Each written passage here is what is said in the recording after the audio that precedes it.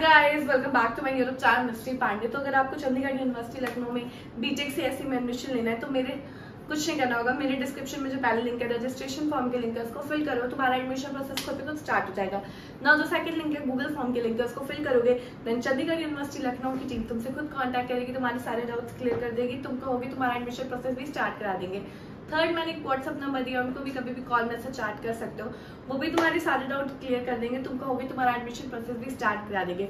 और देखो, चंडीगढ़ यूनिवर्सिटी लखनऊ में बीटेक से ऐसे के प्लेसमेंट फीस तो बहुत कम है और प्लेसमेंट तो बहुत ज्यादा है। तो इतनी अच्छी प्लेसमेंट लग रही है, मैंने पहले की वीडियोस में बहुत ही अच्छे से डिस्क्राइब किया उसके बारे में, तो तुम लोग को एडमिशन लेना ही चाहिए। तो जिसने एडमिशन ले लिया वो भी कमेंट करके बताना, और जो लेने वाले हैं वो भी कमेंट करके बताना कौन कौन ले लिया है। And that's it for this video. अच्छी लगी तो वीडियो को लाइक शेयर कमेंट जरूर करना। चैनल पे न्यू हो तो चैनल को सब्सक्राइब करना बिल्कुल मत भूलना, और किसी कोर्स के बारे में इंफॉर्मेशन चाहिए तो कमेंट्स में जरूर बताना। Bye bye.